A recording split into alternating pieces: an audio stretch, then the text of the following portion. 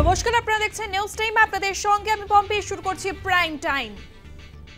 আজকের দিনের সবথেকে গুরুত্বপূর্ণ খবরের দিকে নজর রাখবো। কসবা ডিআই অফিসে চাকরি হারাদেরকে যেভাবে পেটালো পুলিশ, সেই ছবি তুলে ধরছি আপনাদের সামনে। কসবায় ডিআই অফিসে তুলকালাম পরিস্থিতি হয়। পুলিশের সঙ্গে সংঘর্ষ, চাকরি হারাদের রাস্তায় ফেলে শিক্ষকদের ঘাড় ধাক্কা, লাঠি পেটা করে পুলিশ। পুলিশের মারে রাস্তায় লুটিয়ে পড়লেন চাকরি হারারা। দেখাচ্ছি আপনাদেরকে কিভাবে লাঠিচার্জ করছে পুলিশ চাকরি হারাদের উপর। চাকরি হারা শিক্ষক শিক্ষিকা তারা আজ কসবা ডিআই অফিস অভিযান করেছিলেন। সে সময় তাদেরকে বাধার মুখে পড়তে হয়। পুলিশ রীতিমতো লাঠিপেটা করে, লাঠিচার্জ করে চাকরি হারা শিক্ষক শিক্ষিকাদের উপরে।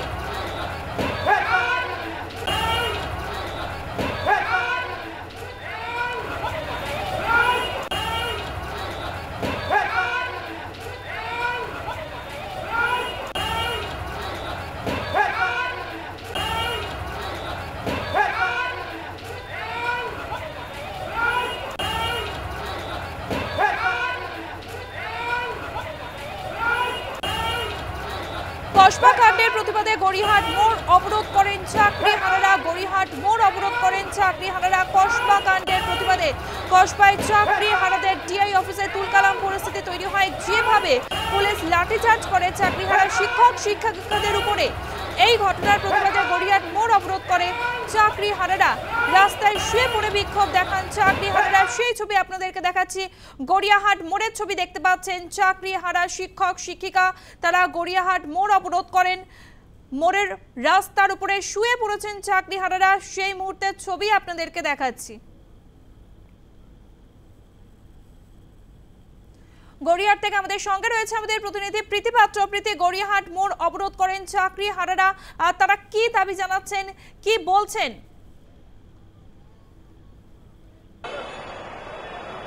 একেবারেই দেখো, কসবা থানা থেকে তাদের যে সহযোদ্ধাদের আটক করা হয়েছিল তাদেরকে ছেড়ে দেওয়ার পর সেখান থেকে কিন্তু একটি মিছিল করে তারা এই গড়িয়াহাটে আসে।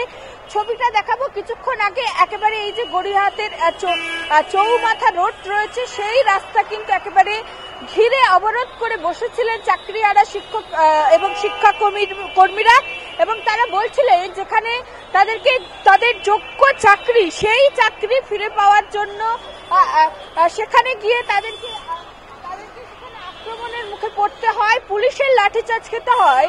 সেই কারণেই তারা বসে পড়ে বিক্ষোভ। একটু কথা বলবো যে প্রথমে আমরা দেখলাম ডিআই অফিসে লাঠিচার্জ, তারপর একেবারে গড়িয়াহাটের মুখে সেখানে শুয়ে পড়ে বসে পড়ে অবস্থান বিক্ষোভ। কি বলবেন?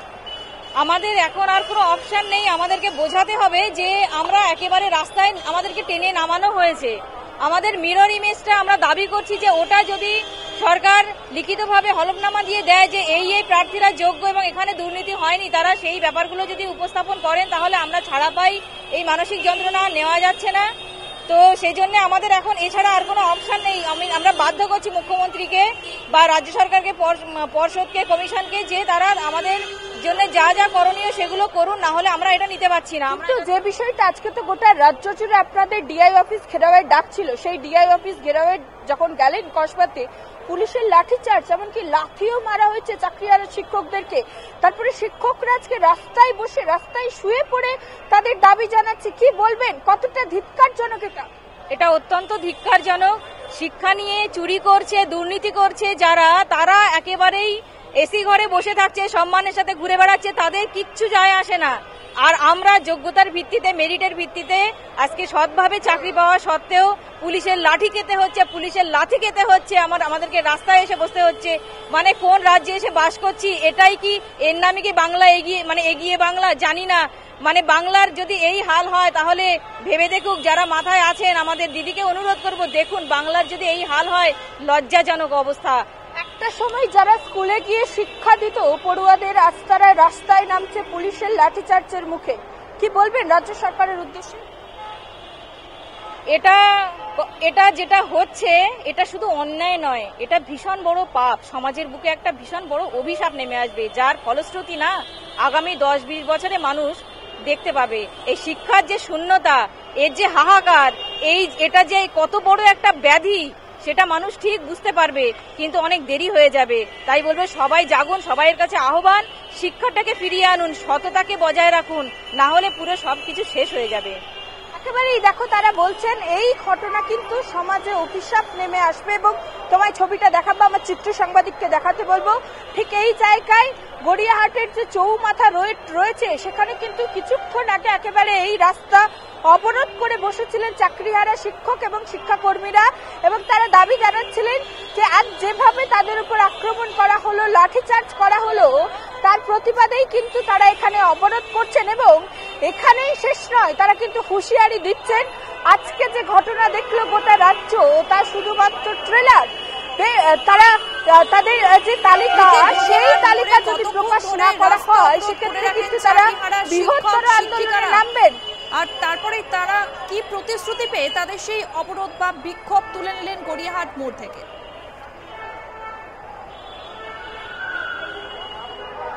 দেখো কোন রকম প্রতিশ্রুতি নয়, তাদের কর্মসূচি ছিল, কারণ আমরা জানি আজকে কসবা থানায় যে ঘটনা ঘটেছিল কসবা ডিআই অফিসে, সেখানে তাদের যে তাদের সহযোদ্ধাদের গ্রেপ্তার করা হয়েছিল, তারা বলেছিলেন যে তাদের গ্রেপ্তার তাদের আটক করা হয়েছিল, সরি আমি ভুল বললাম, তাদের আটক থেকে মুক্তি করলেই তারা কিন্তু কসবা থানা থেকে একটি মিছিল শুরু করবে। সেই মিছিল তারা গড়িয়াহাট পর্যন্ত যাবেন, সেখানে গিয়ে কিন্তু তারা বেশ কিছুক্ষণ অবরোধ করবেন এবং তারপরেই তাদের অবরোধ তুলে নেবেন এবং পরবর্তীতে তারা কি আন্দোলন করবেন বা কিভাবে তাদের পরবর্তী আন্দোলন চালিয়ে নিয়ে যাবেন সেই বিষয়ে কিন্তু তারা পরবর্তীতে নিজেদের মধ্যে আলোচনা করবেন এবং তারপরেই পুরো বিষয়টি জানাবেন।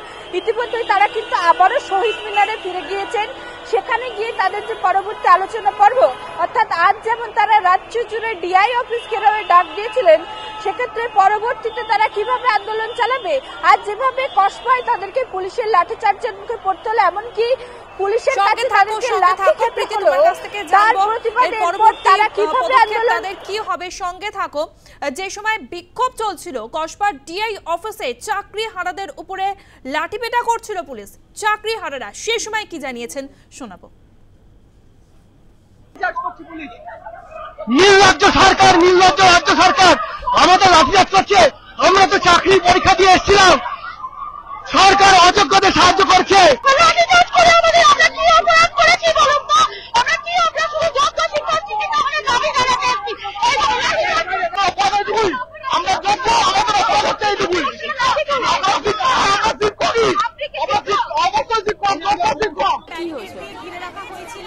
আমরা খুব শান্তিপূর্ণভাবেই এখানে এসে অবস্থান করার চেষ্টা করেছিলাম। দেখছেন আমরা নিরস্ত্র, আমাদের হাতে তো কিছু নেই, আমরা তো এমনি মরে আছি, আমাদের হাতে আর কিছুই নেই। আমরা এখানে নিরস্ত্রভাবে এসেই বসে অবস্থান বিক্ষোভ চালাচ্ছিলাম। পুলিশ আমাদের উপরে এসে হঠাৎ করেই আমাদের উপর সবার উপরে লাঠিচার্জ শুরু করে। আমার চোখের সামনে স্যারেদেরকে কেন ম্যাডামদেরও মেরে পিটে শেষ করে দিল। মানে ওনারা অমানসিকভাবে লাঠির উপর লাঠিচার্জ করে গেলেন, মানে আমাদেরকে কোনোভাবে কিছু করতেই দিলেন না। আমরা তো কিছু করতেই পারবো না, আমাদের হাতে তো, আমরা তো মানে পাল্টা একটা মারও ওনাদেরকে দিতে পারবো না, সেই শিক্ষা তো আমরা পাইনি না। কিন্তু ওনারা তো গুন্ডামি করতেই এখানে এসেছেন, এই রাজ্যে তো গুন্ডামি চলছে, ওনাদেরকে তো গুন্ডামি করতেই পাঠানো হচ্ছে, এটা তো গুন্ডা রাজ চলছে। মহিলাদের উপরে লাঠিচার্জ করা হয়েছে, অনেকেই অসুস্থ হয়ে গেছে, তাদেরকে কোথায় নিয়ে যাওয়া হয়েছে নার্সিংহোমে। আমাদের যিনি লিডার দিদি স্যারের মেরে পা ভেঙে দেওয়া হয়েছে, আরো অনেক স্যারের প্রচন্ড ভাবে আঘাত করা হয়েছে প্রত্যেককে। আমি তো পড়েই গিয়েছিলাম, যদি পড়েই যেতাম আমাকে যদি পা থেকে তুলে না ধরা হতো সবাই ওর মধ্যে মারিয়েই চলে যেত। কোনোভাবে আমাকে দুজন তুলে ওখান থেকে বের করে আনি। আপনার নামটা?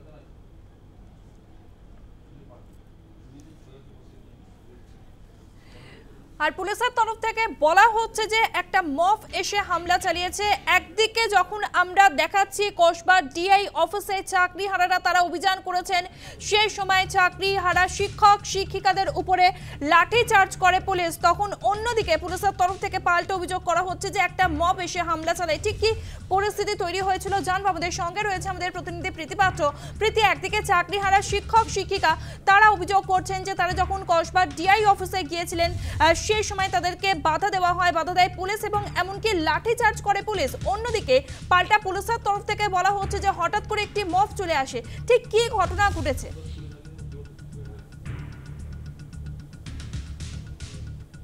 তোমাকে প্রথমে জানাবো যে কলকাতা পুলিশের তরফ থেকে কি দাবি করা হয়েছে। কলকাতা পুলিশের যে সোশ্যাল মিডিয়া অ্যাকাউন্ট রয়েছে সেখানে একটি ভিডিও পোস্ট করা হয়েছে এই কসবার ডিআই অফিসে যে লাঠিচার্জের ঘটনা, এবং সেখানে উল্লেখ করা হয়েছে যে প্রথমে চাকরিহারা শিক্ষক এবং শিক্ষাকর্মীরা তারা আক্রমণ করেছেন এবং যে কারণে পুলিশের 4 জন মহিলা কনস্টেবল তারা গুরুতর আহত হয়েছে। এবং যখন তাদেরকে বলা হয়েছিল যে তালা বন্ধ করে রাখা হোক, তারা যাতে পিছিয়ে দাঁড়ায়, তাদেরকে ডিআই অফিসে যারা রয়েছে তাদের সঙ্গে কথা বলার সুযোগ করে দেওয়া হবে, তবে তারা কথা শোনেনি। তারা নাকি তালা ভেঙে ভেতরে ঢুকতে যান এবং তখনই পুলিশ নিজেদেরকে বাঁচানোর জন্য বা সেই যে ভিড় আটকানোর জন্য এই লাঠিচার্জ করেছে, এমনটাই কিন্তু দাবি করা হয়েছে কলকাতা পুলিশের তরফ থেকে। ইতিমধ্যেই তাদের সোশ্যাল মিডিয়া অ্যাকাউন্টে একটি পোস্ট করা হয়েছে এবং যেখানে বলা হয়েছে যে গোটা বিষয় ঘটেছে সেই বিষয়ে কিন্তু ইতিমধ্যেই তদন্ত শুরু হয়েছে, অর্থাৎ পুলিশের ওপর কারা কারা আক্রমণ করলো সেই বিষয়ে সেই ভিডিও ফুটেজ তারা সংগ্রহ করবেন এবং তারপরে কিন্তু তদন্ত চালিয়ে নিয়ে যাবেন, এমনটাই কিন্তু পুলিশের তরফ থেকে দাবি করা হচ্ছে। তবে অন্যদিকে কি ঘটনা ঘটলো যেটা শিক্ষকহারা চাকরিহারা শিক্ষক এবং শিক্ষাকর্মীরা তারা বলছেন যে আজ আমরা জানি পম্পি তারা গতকালই জানিয়েছিলেন যে তারা রাজ্য জুড়ে কিন্তু ডিআই অফিস ঘেরাওয়ের কর্মসূচি নেবেন। সেই মতো কিন্তু তারা কসবায় ডিআই অফিস ঘেরাওয়ের কর্মসূচি নিয়েছিলেন। তারা বালিগঞ্জ থেকে একটি মিছিল করে কসবার উদ্দেশ্যে রওনা দেন এবং তারা প্রথমে সেখানে যান ডিআই অফিসে। তারা ডিআই অফিসের যিনি রয়েছেন উচ্চপদস্থ আধিকারিক তার সঙ্গে কথা বলার জন্য অনুরোধ করেন, তবে যখন তাদের সঙ্গে কোনো রকম কথা বলা হয়নি, উল্টে যে ডিআই অফিসের গেট রয়েছে সেই গেটে তালা ঝুলিয়ে দেওয়া হয়। তখনই কিন্তু একেবারে চাকরিহারা শিক্ষক এবং শিক্ষাকর্মীরা তারা তাদের ধৈর্য হারিয়ে ফেলেন এবং তালা ভেঙে কিন্তু তারা ভেতরে প্রবেশ করেন এবং অভিযোগ তখনই পুলিশের তরফ থেকে তাদের লাঠিচার্জ করা হয়। এমনকি মহিলা যেসব তাদের সহযোদ্ধারা ছিলেন তাদের উপর লাঠিচার্জ করা হয় এবং পুলিশ কর্মীদের বিরুদ্ধে মহিলাদের উপর লাঠিচার্জের অভিযোগ। তার পাশাপাশি পুলিশের তরফ থেকে এই চাকরিহারা শিক্ষকদের পেটে লাথি মারা হয়েছে, এমনটাও কিন্তু অভিযোগ করা হয় এবং শুধুমাত্র এখানেই থেমে থাকা হয়নি। তারপরে যে এখানে যারা উপস্থিত ছিলেন চাকরিহারা শিক্ষক শিক্ষিকাদের, তারা যখন কসবা ডিআই অফিসের সামনে গিয়ে পৌঁছয় তখন তারা উচ্চপদস্থ আধিকারিকদের সঙ্গে দেখা করতে চান। সেই সময় গেট আটকে দেওয়া হয়। গেট আটকে দেওয়ার পরে কি এমন পরিস্থিতি হলো যাতে চাকরিহারা শিক্ষক শিক্ষিকাদের উপরে লাঠিচার্জ করতে হলো পুলিশকে? দেখো, গেট আটকে দেওয়া হয়েছিল, ফলে স্বভাবতই তারা কিন্তু ভেতরে ঢোকার জন্য প্রথমে একেবারে গেটে ধাক্কা দিতে শুরু করেন এবং তারপরে কিন্তু একেবারে যে গেট রয়েছে সেই গেটের উপরে উঠে পড়েন এবং যে গেটে তালা লাগানো ছিল এমনকি সেই তালা ভেঙে তারা ভেতরে ঢোকার চেষ্টা করেন এবং তখনই যেটা পুলিশের তরফ থেকে ইতিমধ্যেই দাবি করা হচ্ছে, তখনই কিন্তু তাদেরকে আটকানোর জন্য, অর্থাৎ কোনোভাবে তারা যাতে ডিআই অফিসের ভেতরে প্রবেশ করতে না পারেন সেই কারণেই কিন্তু তাদের উপর লাঠিচার্জ করা হয়েছে।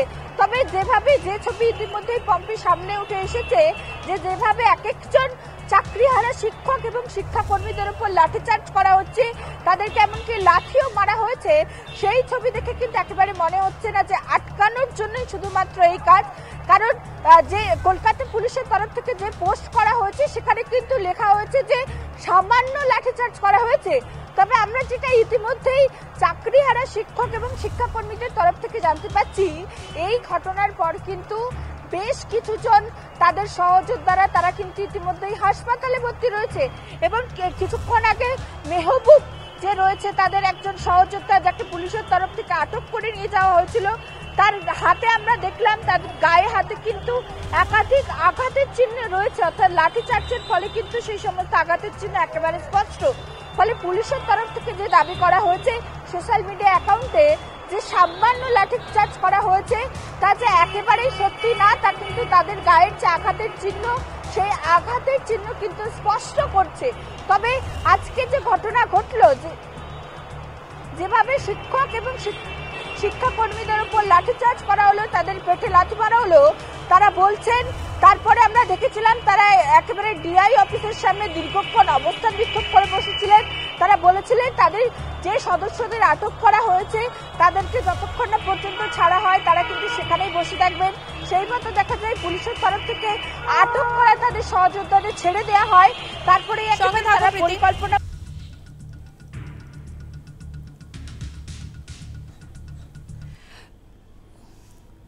মুখ্য সচিব মনোজ পান্ত তিনি বলেছেন সরকারি সম্পত্তি নষ্ট করা হয়েছে, পুলিশের উপর হামলা চালানো হয়েছে।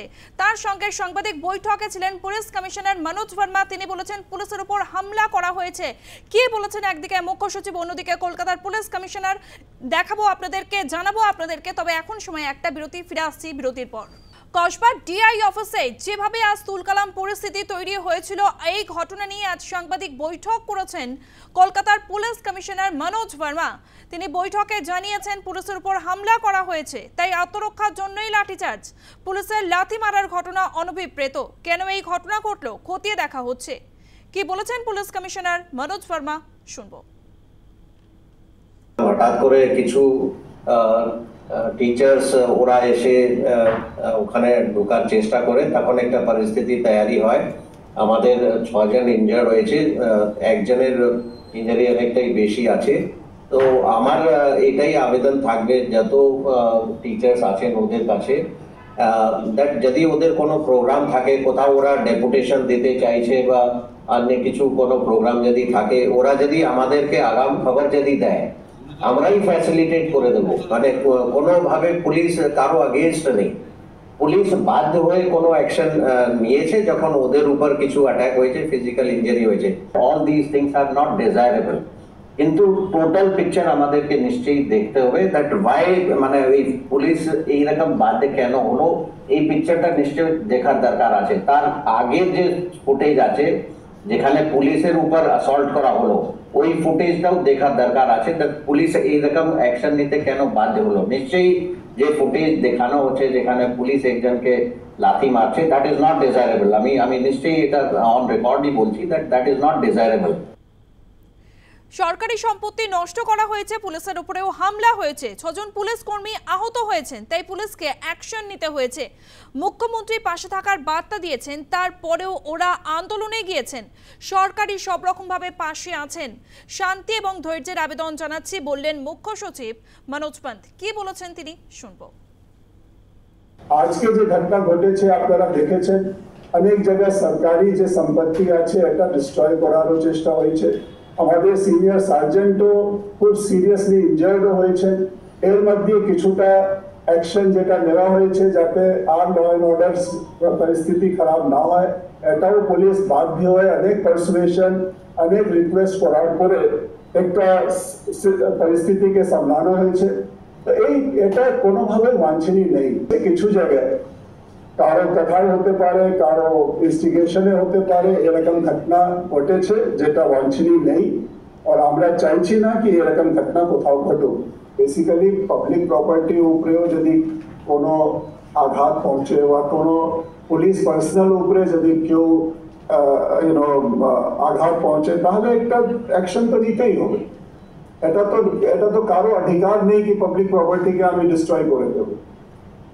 ওখানে ডিআই অফিসে ঢুকে তালা ভেঙে বিভিন্ন ভাঙচুর করার চেষ্টাও হয়েছে। এটা সিপি সাহেব আপনাকে আরো ডিটেলসে বলতে পারবেন। But law and order has to be control. Law and order কেন কেউ নিজের হাতে নেবে? আমি এটাই বলবো শেষে কি যাতে এই সিচুয়েশনই অ্যারাইজ না করে, এর জন্য সকলকেই সর্বদার আহ্বান জানাচ্ছি, রিকোয়েস্ট করছি, সকলকেই কোঅপারেট করতে হবে, আইন শৃঙ্খলা বজায় রাখতে হবে। কথা বলবো আমাদের প্রতিনিধি প্রীতির সঙ্গে। প্রীতি, আমরা শোনালাম কলকাতা পুলিশ কমিশনার মনোজ ভার্মা, তিনি পাল্টা কি বলছেন? তিনি পাল্টা বলছেন পুলিশের উপরে হামলা করা হয়েছে, তাই আত্মরক্ষার স্বার্থে পুলিশ লাঠি চার্জ করেছে। চাকরি হারার এই প্রসঙ্গে কি বলছেন, কিছু কি জানিয়েছেন?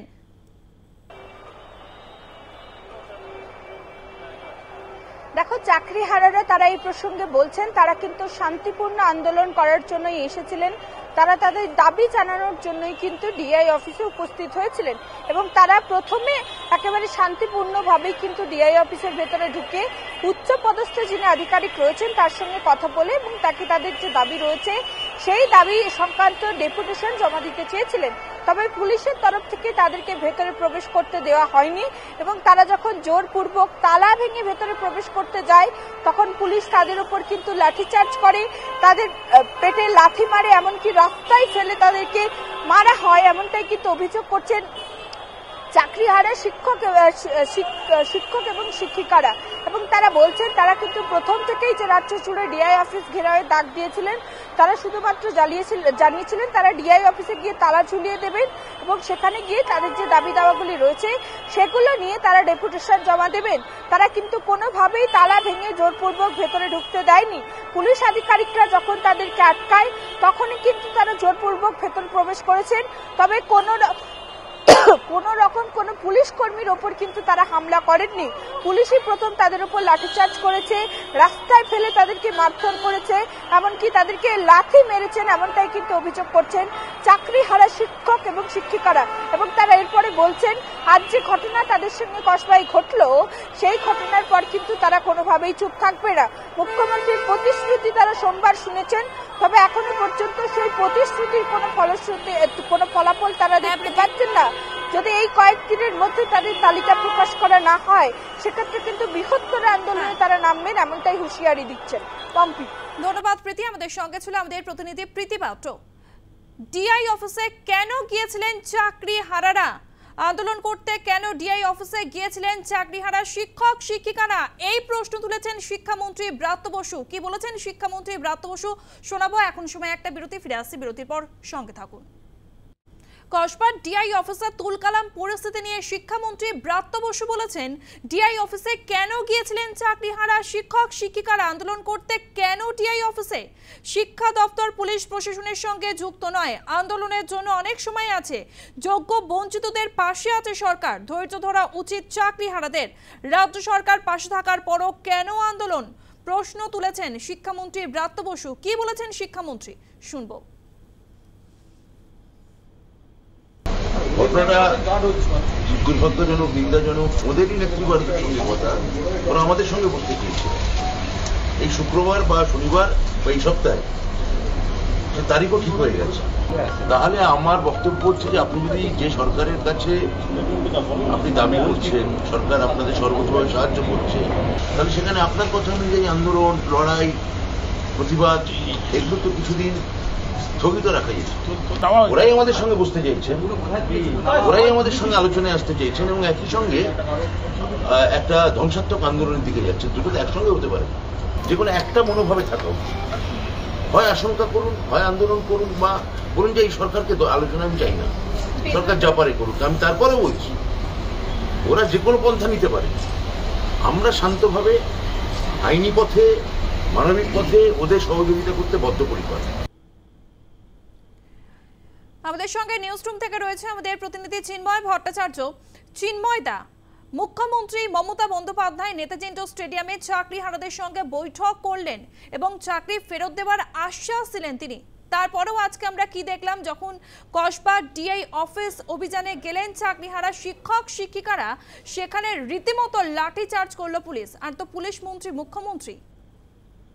হ্যাঁ দেখো, আজকে শিক্ষামন্ত্রী যেটা বলেছেন যে মুখ্যমন্ত্রী আশ্বাস দেওয়ার পরেও কেন ওরা ওখানে গেলেন, ডিআই অফিসে গেলেন, কেন আরও ধৈর্য ধরলেন না? ওনাদের আরও ধৈর্য ধরতে হবে। এই যে শিক্ষামন্ত্রী এই অমানবিক ঘটনার পরেও এরকম বিবৃতি দিচ্ছেন, তাতে অনেকেই আশ্চর্য হয়ে যাচ্ছেন। প্রশ্নটা হচ্ছে যে আর কতদিন ধৈর্য ধরতে হবে? ধৈর্য বা আশা রাখা এটা তো অনন্তকাল, সীমাহীন, এটা চলতে পারে না। আমরা যদি এই 2016 এসএসসি চাকরিহারা, আজকে যারা চাকরিহারা হয়ে পথে নেমেছেন, তাদের গত কয়েক বছরের ঘটনা দেখি, তাহলে তারা ধৈর্যই রেখেছিলেন। তারা আশা করেছিলেন মুখ্যমন্ত্রী অন্তত নির্দেশ দেবেন ওএমআরের যে মিরর ইমেজ হারিয়ে ফেলেছে এসএসসি, সেগুলো খুঁজে বার করতে। মুখ্যমন্ত্রী অন্তত একটা বিভাগীয় তদন্তের নির্দেশ দেবেন কি করে এরকম একটি সরকারি তথ্য এরকম গুরুত্বপূর্ণ মামলা চলাকালীন হারিয়ে যায়, তার জন্যে কারা দায়ী। দিনের পর দিন আমরা দেখেছি আদালতে এসএসসি পর্ষদের ওপর দোষ চাপিয়েছে, পর্ষদ রাজ্য সরকারকে দায়ী করেছে। এ যেন পুরো চোর পুলিশ খেলা চলছিল আদালতে গত কয়েক বছর ধরে আমরা দেখেছি। দেখেছি, তখন কিন্তু মুখ্যমন্ত্রী একটি বিবৃতিও দেননি। তখন মুখ্যমন্ত্রী যদি একটু আগুয়ান হতেন, তখন যদি মুখ্যমন্ত্রীদের আজকে যাদের লাঠি খেতে হলো, আজকে যাদের তিনি ধৈর্য রাখার পরামর্শ দিতেন, তাদের সঙ্গে থাকতেন, যদি তিনি বলতেন যে অযোগ্যদের আলাদা করতে হবে, যারা টাকার বিনিময়ে চাকরি পেয়েছেন তাদের চাকরি বাতিল করতে হবে, এই নির্দেশের অপেক্ষা এতদিন করেছেন এই যোগ্য চাকরির প্রার্থীরা। তারা ভরসাই রেখেছিলেন, কিন্তু ভরসা তো এরকম নয় গোটা জীবন ধরে ভরসা রাখা যায়। ভরসা আর কত রাখবেন তারা আজকে চাকরি হারা হয়েছেন, তাদের সম্বল কিছু নেই।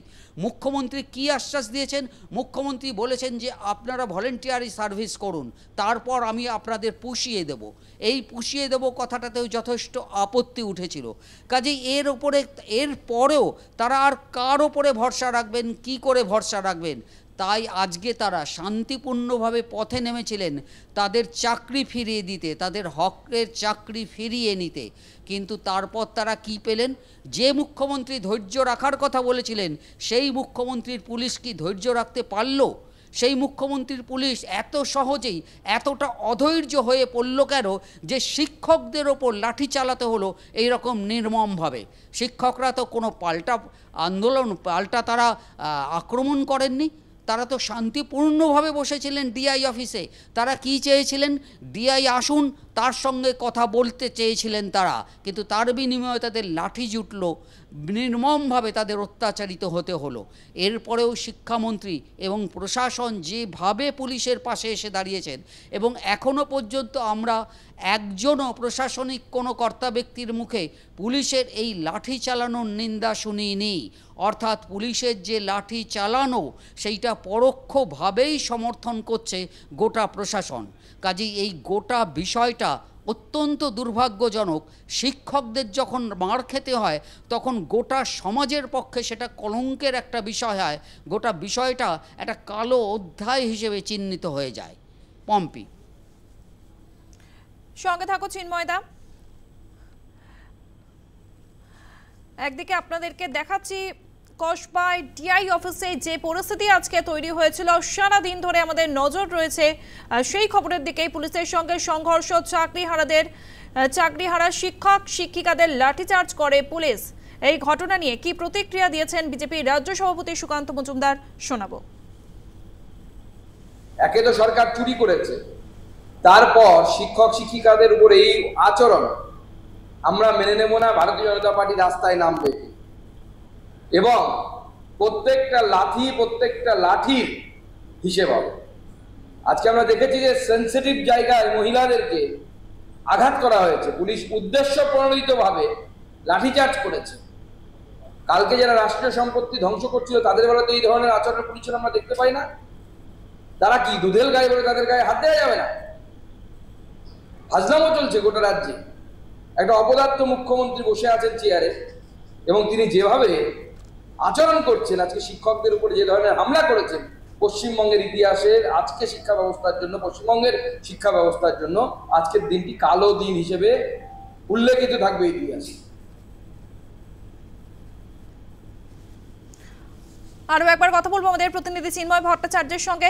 চিন্ময়তে আমরা দেখলাম বিজেপির রাজ্য সভাপতি সুকান্ত মজুমদার, এর আগেও আমরা দেখেছি বিরোধী দলনেতা শুভেন্দু অধিকারী, দেখিয়েছি বিজেপি সাংসদ অভিজিৎ গঙ্গোপাধ্যায়, যিনি প্রাক্তন বিচারপতি, গতকালও চাকরিহারাদের সঙ্গে তিনি বৈঠক করেছিলেন, কথা বলেছিলেন, এসএসসি ভবনে গিয়েছিলেন, তারপরে আজকেও চাকরিহারাদের সঙ্গে নিয়ে এসএসসি ভবনে গিয়েছিলেন। তবে একটি চিঠি দেওয়ার কথা ছিল, শেষ পর্যন্ত চিঠি তিনি দেননি। তিনি বলেছেন যে চিঠি দিয়ে কোনো লাভ হবে না, কারণ যেভাবে চাকরিহারা শিক্ষক শিক্ষিকাদের উপরে লাঠিচার্জ করেছে পুলিশ, সেই ঘটনা তিনি তীব্র নিন্দা জানিয়েছেন। তাহলে এই ঘটনাকে কেন্দ্র করে কি সেই রাজনৈতিক চাপানুতর আবার নতুন করে মাথাচাড়া দিল? দেখো, যে কোনো সরকার বিরোধী যখনই কোনো আন্দোলন হয় তখন সেইটা ব্যবহার করার চেষ্টা করে সেই সময়কার বিরোধী রাজনৈতিক দলগুলো। অতীতেও এই ধরনের ঘটনা ঘটেছে, আবারও প্রায় সেই রকমই ঘটনা ঘটতে চলেছে। এই সরকার বিরোধী যে আন্দোলন বা চাকরিহারাদের পাশে এসে দাঁড়ানোর প্রতিশ্রুতি দিয়েছেন বিরোধী রাজনৈতিক দলগুলোই। সমস্ত রাজনৈতিক দলই সরকার পক্ষের নিন্দা করছে, শাসক দলকে নিন্দা করছে এবং কেন তাদের চাকরি হারা হতে হলো, কেন অযোগ্যদের চাকরি হলো, এই সমস্ত প্রশ্ন তুলছেন। কিন্তু বিষয়টা হলো 25,752 জন শিক্ষক ও শিক্ষাকর্মীর চাকরি গিয়েছে। এদের মধ্যে বেশ কিছু অযোগ্য রয়েছেন। কতজন অযোগ্য তা এই মুহূর্তে বলা হয়তো সম্ভব হচ্ছে না, কিন্তু এটা অস্বীকার করার কোনো উপায় নেই। এদের মধ্যে যোগ্য শিক্ষকরাও রয়েছেন, তারা চাকরিহারা হয়েছেন, তারা আজকে কার্যত দিশেহারা, তারা জীবনে অন্ধকার একটা পরিস্থিতিতে তৈরি হয়েছেন। কি করে আগামী দিনগুলো সংসার চলবে এই প্রশ্ন তাদের তাড়া করে বেড়াচ্ছে। কাজে এই জায়গাটা এটা সম্পূর্ণই একেবারে জীবন জীবিকার প্রশ্ন, বেঁচে থাকার প্রশ্ন। এই জায়গাটাকে ভিত্তি করে, এই জায়গাটা কাজে লাগিয়ে যদি কোনো দল ক্ষমতায় ফেরার চেষ্টা করে বা ক্ষমতায় আসার চেষ্টা করে অথবা ক্ষমতা আঁকড়ে থাকার চেষ্টা করে, তাহলে সেটাও সমানভাবে নিন্দনীয় হয়। বিরোধীরা রাজনৈতিক আন্দোলন করবেন, সরকার বিরোধী যে কোনো ইস্যুতে তারা পথে নামবেন, এ বিষয়ে অস্বীকার করার উপায় নেই। কিন্তু কথাটা হচ্ছে যে এই শিক্ষকদের যেন কোনোভাবে রাজনীতির বোড়ে না করা হয়। শিক্ষকদের কাজে লাগিয়ে কেউ যেন সরকারে আসার কথা বা সরকারে থাকার কথা এইটা যেন না ভাবেন। সেইটা হলে তাহলে শিক্ষকদের উপর এটা আরও একটা বাড়তি আক্রমণ হবে, সেটা শিক্ষকদের পক্ষে আরও বেশি দুর্ভাগ্যজনক হয়ে উঠবে। ধন্যবাদ চিন্ময়দা। আমাদের সঙ্গে ছিল আমাদের প্রতিনিধি চিন্ময় ভট্টাচার্য। এসএসসি দপ্তরে অভিজিৎ গঙ্গোপাধ্যায় চাকরিহারাদের সঙ্গে নিয়ে আজকে এসএসসি ভবনে যান বিজেপি সাংসদ অভিজিৎ গঙ্গোপাধ্যায়। এসএসসি দপ্তরের বাইরে বিক্ষোভে দেখান চাকরিহারারা। বিকাশ ভবনে যাবার পরিকল্পনা বাতিল করে দেন প্রাক্তন বিচারপতি তথা বিজেপি সাংসদ অভিজিৎ গঙ্গোপাধ্যায়। মুখ্যমন্ত্রীকে দেওয়া চিঠি ছিঁড়ে ফেললেন তিনি। ফলে সরকারের এই সদিচ্ছাভাবে আজকের এই আলোচনা ব্রাত্য বসু শিক্ষামন্ত্রীর সঙ্গে, মাননীয় শিক্ষামন্ত্রীর সঙ্গে ভেস্তে গেল। এই যে ভেস্তে গেল এবং এর জন্য সম্পূর্ণ দায়ী রইলেন মমতা ব্যানার্জি এবং তার প্রশাসন। একজন দুর্নীতিগ্রস্ত নারী, তাকে চেয়ার থেকে টেনে নামাতেই হবে। আমরা এর প্রতিবাদে এই যে চিঠি, সেই চিঠি আমরা ছিঁড়ে ফেললাম, কারণ এই সরকারের এই আলোচনার ক্ষেত্রে সরকারের কোন রকম এই চিঠি আমরা ছিঁড়ে ফেলে দিলাম। যখন আমরা 2টোর সময় শিক্ষামন্ত্রীর সঙ্গে দেখা করতে যাচ্ছি। আপনারা দেখলেন অভিজিৎ গঙ্গোপাধ্যায়, তার সঙ্গে ছিলেন কৌস্তব বাগচি। তারা সেই চিঠি ছিঁড়ে ফেলে দিলেন। বলেছেন মুখ্যমন্ত্রীকে চিঠি দেব ভেবেছিলাম, কিন্তু চাকরিহারাদের উপরে যেভাবে লাঠি পেটা হয়েছে বিকাশ ভবনে চিঠি দিয়ে কোনো লাভ হবে না। আর কি বলেছেন প্রাক্তন বিচারপতি তথা বিজেপি সাংসদ অভিজিৎ গঙ্গোপাধ্যায়, শুনবো। আমরা আশা করি তিনি এই যোগ্য এবং অযোগ্যদের লিস্ট পাবলিশ করে দেবেন। রাজনীতির ঊর্ধ্বে উঠে একটা জনচিত আচরণ চাইছিলাম রাজ্য সরকারের কাছ থেকে, যাতে আমি শিক্ষামন্ত্রীর সঙ্গে যোগাযোগ করে কালকে একটি টিভি চ্যানেলে যেরকম প্রস্তাব হয়েছিল গিয়ে সেই চিঠি আমি তৈরি করে বাড়ি থেকে এনেছিলাম। কিন্তু আজকে রাজ্য সরকার যে অসহিষ্ণুতা দেখিয়েছে, টিচারদের ওপর যেভাবে নৃশংসভাবে লাঠিপেটা করা হয়েছে কসবা এবং বিভিন্ন জায়গায়, এবং গন্ডগোল শুরু হয়েছে বারাসাতে, তার পরিপ্রেক্ষিতে আমরা মনে করছি যে আর এই ভদ্রজনচিত আচরণ করে কোনো লাভ নেই। এই যে রাজনীতির ঊর্ধ্বে উঠে বিষয়টাকে সমাধান করার কথা বলেছিলাম, সেটা কিন্তু যদি শিক্ষকদের ওপর লাঠি চালনা করা হয়, পুলিশ নৃশংসভাবে লাঠি চালায়, তাহলে বুঝে নিতে হবে যে প্রশাসনের সদিচ্ছা নেই। যে সদিচ্ছা আমরা দেখিয়েছিলাম সেই সদিচ্ছার ভয়ঙ্কর অভাব বা তার একেবারে অনুপস্থিতি। এই পরিস্থিতিতে আমরা মনে করছি যে বিকাশ ভবনে মাননীয় শিক্ষামন্ত্রীর সঙ্গে দেখা করে এই চিঠি জমা দেওয়া সম্পূর্ণ বাতুলতা। পুলিশের এই লাঠি চালনার তীব্র নিন্দা করছি। এই যে মমতা ব্যানার্জি একেবারে জমিদারের মতো আচরণ করছেন, আমরা 2 দিন অপেক্ষা করব। প্রয়োজনে মমতা ব্যানার্জিকে ক্ষমতা থেকে সরিয়ে দিতে হবে, টেনে নামিয়ে দিতে হবে। আজকে বুধবার, আমরা শুক্রবার অবধি অপেক্ষা করব। শনিবার থেকে আমাদের অন্য পদক্ষেপ আপনারা দেখতে পাবেন। অভিজিৎ গঙ্গোপাধ্যায়ের পাল্টা শিক্ষামন্ত্রী ব্রাত্য বসু কি বলেছেন শুনবো। মুখ্যমন্ত্রীর কাছে উনি বলেছিলেন আসবেন, মুখ্যমন্ত্রীকে চিঠি দেবেন আমার মাধ্যমে, মুখ্যমন্ত্রীর কাছে এটার একটা বিচার চাইবেন, তারপর উনি ব্যাক আউট করলেন এবং এই যুক্তিটা কোনো যুক্তি হতে পারে না যে যুক্তি উনি বলছেন। শিক্ষা দপ্তর পুলিশ প্রশাসনের সঙ্গে কোনোভাবে যুক্ত নয়, ফলে উনি আমার সঙ্গে দেখা করে ওনারই দেওয়া সময় আমি সেই সময় বসেছিলাম, তো উনি এলেন না। ওনার এটা ব্যাপার, উনি দলীয়ভাবে কোনো বিপদে পড়লেন কিনা, দলীয় কোনো প্রতিবন্ধকতা তৈরি হলো কিনা, দল ওকে বারণ করলো কিনা, পরে এই ক্ষেত্রে ওনার কোনো অসুবিধা হবে কিনা সেটা উনি বলতে পারবেন, কিন্তু আমরা ওনার জন্য হাত বাড়িয়ে বসেছি। প্রাইম টাইম আজকের মতো এই পর্যন্তই। বিরতির পর দেখুন নিউজ এক্সপ্রেস, সন্ধ্যা 7টা থেকে সানন্দার সঙ্গে দেখুন বেঙ্গল লাইন।